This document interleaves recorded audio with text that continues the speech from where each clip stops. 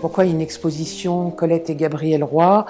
Parce que cette idée d'exposition qui réunit ces deux écrivaines est née du jumelage qui a été signé entre la maison de Colette ici à Saint-Sauveur et la maison natale de Gabriel Roy au Manitoba. C'est une province du centre du Canada. Donc c'est deux maisons qui se jumellent, ce qui a donné l'idée d'organiser, de présenter ici à Saint-Sauveur une grande exposition qui va permettre de découvrir les parcours croisés, parallèles de ces deux écrivaines, parce que en fait elles ne se sont jamais rencontrées.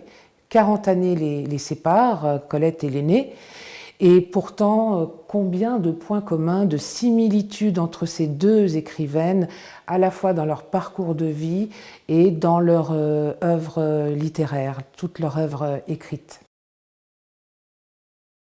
Gabriel Roy, son nom est quasiment inconnu aujourd'hui en France, et pourtant elle est la plus grande écrivaine canadienne francophone. Elle est aussi célèbre de l'autre côté de l'Atlantique que Colette peut l'être ici.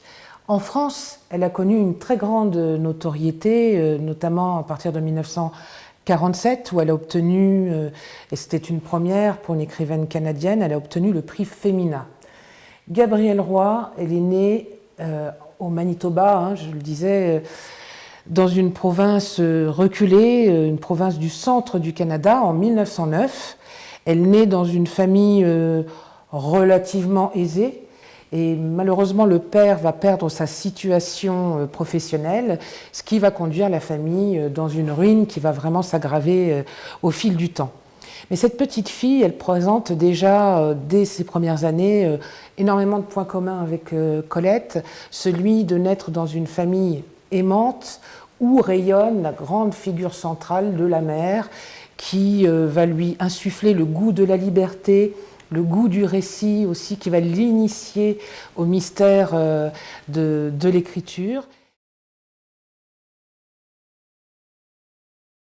Il est très difficile, voire impossible, d'obtenir des archives de Gabriel Roy qui sont conservées au Canada.